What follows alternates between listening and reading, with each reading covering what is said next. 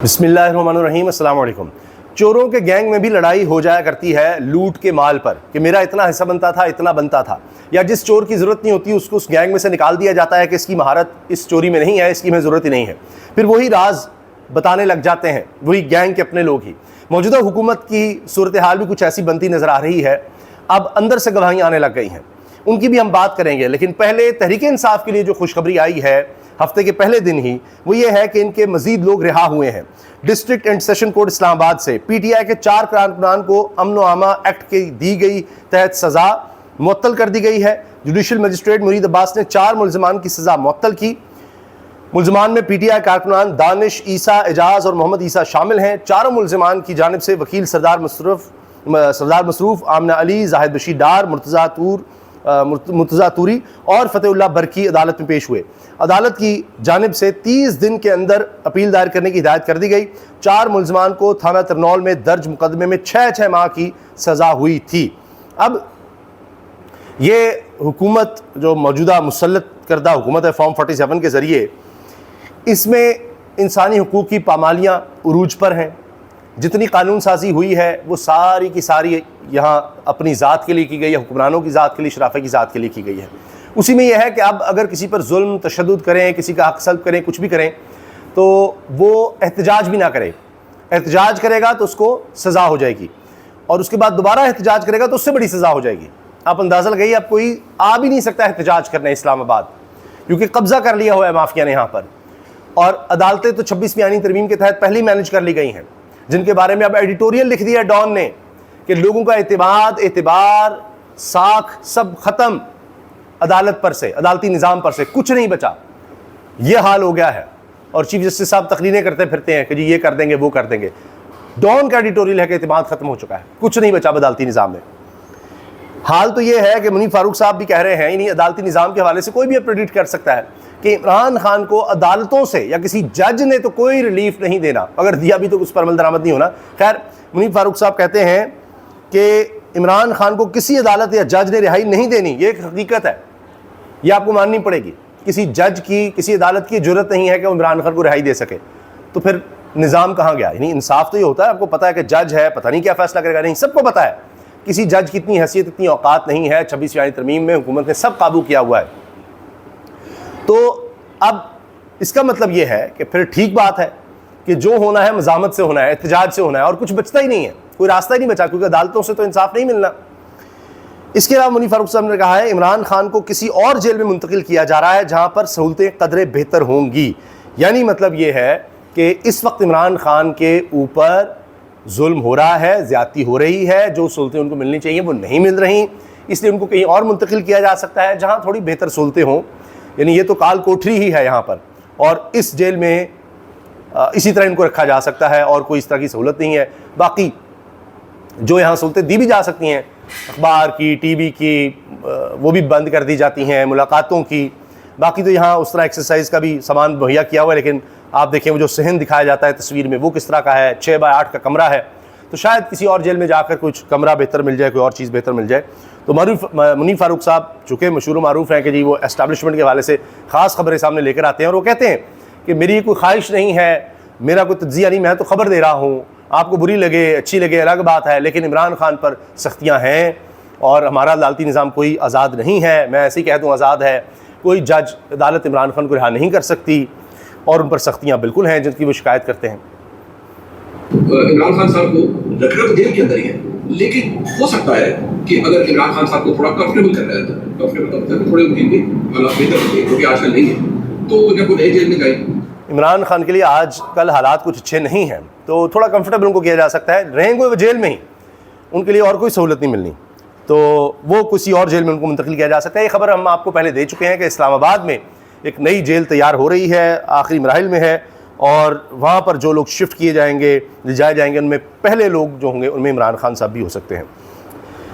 अपने राज किस तरह खोल रहे हैं? कैप्टन सफदर के मुताबिक मियाँ नवाज शरीफ के इलेक्शन हारने की वजह सिकंदर सुल्तान राजा हैं जी।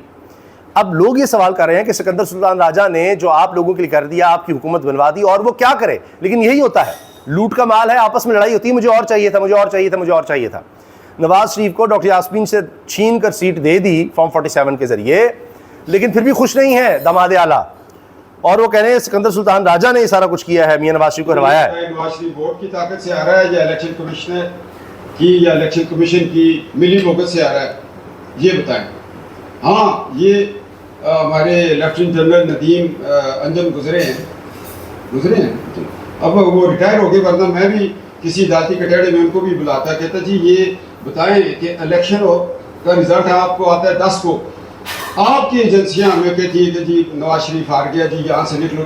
अंदाज़ा लगाएं, अब साबिक DGISI नदीम अंजुम पर भी इल्ज़ाम लगा दिया है। अब कोई भी बचा नहीं है, अब ये लड़ाई शुरू हो चुकी है। और अभी तो सिकंदर सुल्तान राजा साहब को एक्सटेंशन टाइप ताहयात उनको रखा हुआ है कि इतना अच्छा उन्होंने परफॉर्म किया, उनके लिए तो तरमीम ले आई। ये अजीब बात है ना, शिकवे शिकायत भी कर रहे हैं और अपने लगाए हुए, लगे तो इमरान खान दौर में थे लेकिन इनको लगाने में इनका भी हाथ है। बड़ी खुशी खुशी इन्होंने भी माना और उसके बाद इनको डिलीवर करके दिया सिकंदर सुल्तान राजा ने। तारीख में बदतरीन इलेक्शंस हैं, उसके बावजूद यह है कि जी मियाँ साहब को यहाँ से हरीपुर से क्यों नहीं जितवाया सके, लोगों ने वोट ही नहीं दिए तो जितवाना कहाँ था। फायरिंग हो रही है, ये क्या था?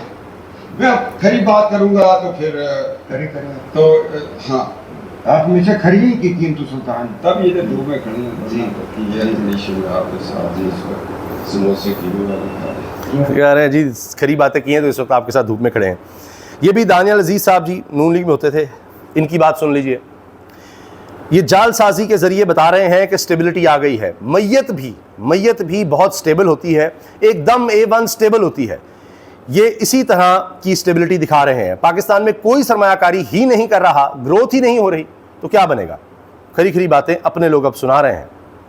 तो एक जालसाजी के तहत बता रहे हैं ना कि स्टेबिलिटी स्टेबल मैयत भी बहुत होती है, बिल्कुल स्टेबल होती है A1।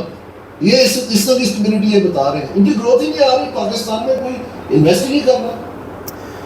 और तो और सुनिए, जिनको वजीर लगाया गया अब वो भी जनाब इनकी हकीकतें खोलेंगे। वगैरह है फॉर्म 47 फॉर्म 45 का पूरी पीटीआई शोर मचा रही है। मैं ठेकेदार नहीं हूँ ना। कह रहे हैं फॉर्म 47 का जो इतना शोर मचा रही तरीके इंसाफ, अब उस पर बोल रहे हैं कि यानी अब बुरा भला कह रहे हैं, नाम नहीं ले रहे कि ये जो लोग सीटें लेके आ गए हैं फॉर्म 47 पर, कहते हैं इससे बड़ी लानत ही नहीं हो सकती। ये सुन लीजिए जनाब। पहला है फॉर्म 47 फॉर्म 45 का पूरी पीटीआई शोर मचा रही है। मैं ठेकेदार नहीं हूँ, ना काफली का हूँ, ना PMLN का हूँ, ना PTI का हूँ, ना पीपल्स पार्टी का हूँ, लेकिन मैं अपनी जात का ठेकेदार हूँ। मैं कह रहा हूँ इससे बड़ी बगावती नहीं हो सकती। मंसूर साहब के जीते आप हो और आपका मैंडेट छीन के मैं आपकी सीट पे नेशनल असेंबली में जाकर बैठ जाऊँ, इससे बड़ी बगैरती नहीं हो सकती। काफ लीग भी बीच में, नून लीग भी बीच में, तारिक मुशीर चीमा, सोचिए जरा, ये काफ लीग के वैसे तो वजारतों में सारे इकट्ठे हो जाते हैं।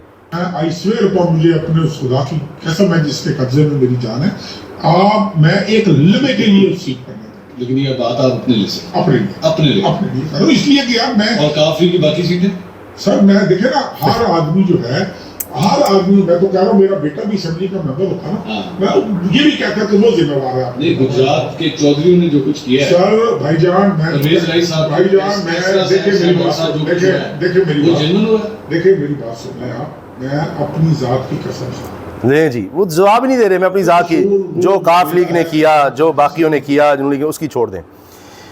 अच्छा, अब जी ये डॉन का एडिटोरियल है और ये क्या कह रहा है चीफ जस्टिस साहब के बारे में, हमारी अदालत के बारे में। At the moment public faith in judiciary appears to have hit a new low. The widespread perception is that the courts are unable to dispense justice without fear and favour. कि अदालतें जो हैं बगला खौफ अब इंसाफ नहीं फराम कर सकती। मुनीर फारूक साहब ने बता दिया किसी जज की जरूरत ही नहीं है। और आखिर में ये गुफ्तगू सुनने वाली है। मैंने ज़िंदगी में कभी बदवा नहीं दी, मुझे नहीं लगता मैंने कभी किसी को बदवा दी है, मेरे दिल से निकलती है। मैं कहती हूँ अल्लाह ताला जो उनके साथ ये जुल्म कर रहे हैं, अल्लाह उनको निशान इबरत बनाए। ये नौरीन खान साहिबा इमरान खान की बहन है, हसन नियाज़ी की वालिदा। वो अपने बेटे के बारे में नहीं, इमरान खान के बारे में ज़्यादा फ़िक्रमंद नज़र आती हैं, अपने भाई के बारे में, कि मैंने कभी किसी को बद्दुआ नहीं दी, मुझे नहीं याद, लेकिन जिसने इमरान खान के साथ जुल्म किया है उसके लिए मेरे दिल से बद्दुआ निकलती है। इजाज़त दीजिए, अल्लाह हाफ़िज़।